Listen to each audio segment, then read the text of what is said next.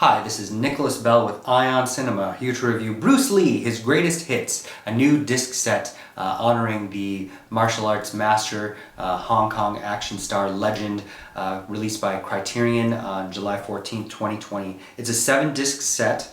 2 of those discs are just supplemental features of overall 5 titles that feature kind of the rise of Bruce Lee, that kind of most define his star power, his oeuvre. They're all 4K digital restorations. The first film is The Big Boss, which was Bruce Lee's return to Hong Kong, directed by Lo Wei. He plays the country cousin of a man who works in a Thai ice factory. He goes there to get a job, only to unearth the heroin ring that's going on in this ice factory that's also killing people that find out about it and putting their bodies in ice. It's a nice introduction to Lee if you've never seen anything with him. He's kind of young and innocent. It's not even clear that he's really the lead character at first. Of course, it was a huge hit, and they immediately followed it up, the director and star, with Fist of Fury, which is a period piece set in 1910 Shanghai. Bruce Lee is a student whose Chinese master is murdered by Japanese imperialists, and he goes on to defend his old master's honor.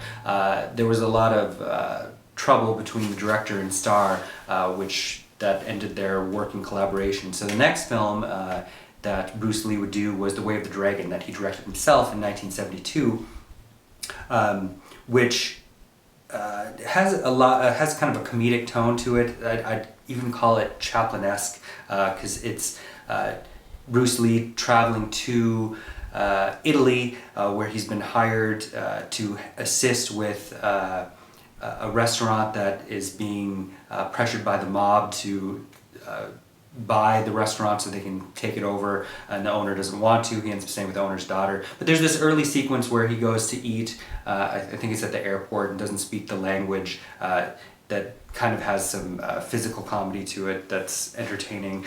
Of course, what's also notable about this is his very famous fight with Chuck Norris in the Coliseum, where they are observed by a small kitten as they beat each other to a pulp.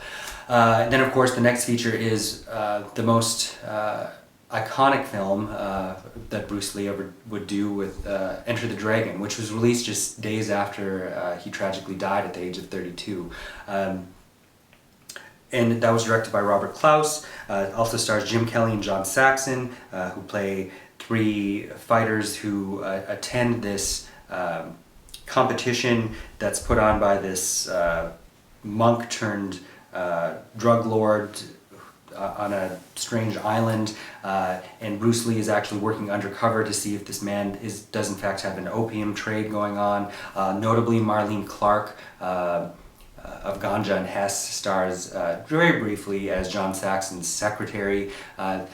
It does have the most elaborate fight sequence set pieces, notwithstanding The Way of the Dragon's sequence with Chuck Norris, which is very awesome to see as well. But it also is, it feels very much a 1970s exploitation film. It's very misogynist in many ways, but very entertaining. Jim Kelly, Saxon, and Bruce Lee make for some great on-screen chemistry. Of course, Bruce Lee had started to film, he filmed about half an hour of Game of Death. He left that project, which was also directed by Robert Klaus, to do Enter the Dragon, which of course he never returned to. So 5 years later, Klaus would kind of cobble together the footage he had and then use 2 other actors to stand in for Bruce Lee. It's very distracting. It's very difficult to sit through. There's Gig Young. It's also Gig Young's final film before that actor killed himself. Colleen Camp is in it. Kareem Abdul-Jabbar, who had filmed some sequences in 1972, refused to come back. He's also cobbled together in there. It just feels like it really shouldn't have been made, and it is exploitative. and is of the quality that you'd expect of something that would receive a Mystery Science Theater treatment. Overall, The Big Boss, Enter the Dragon, and The Way of the Dragon are all definitely worth a watch. Fists of Fury I found to be a little bit dry, with a romance with a young woman who has awful bangs, very distracting.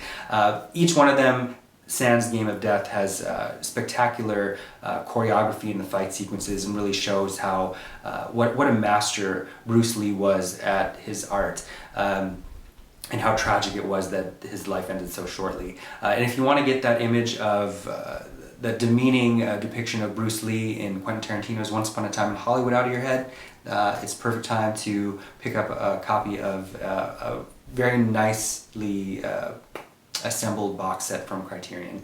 Overall, I would give the entire set 4 out of 5 stars. And as I said, Way of the Dragon, Enter the Dragon, Big Boss, definitely films to check out in the set. Thank you. Hey, this is Eric from IONCINEMA.com. If you want to support us, subscribe below. For more reviews, interviews, film festival coverage from Sundance, Cannes, Toronto, you want to check out these guys on this side.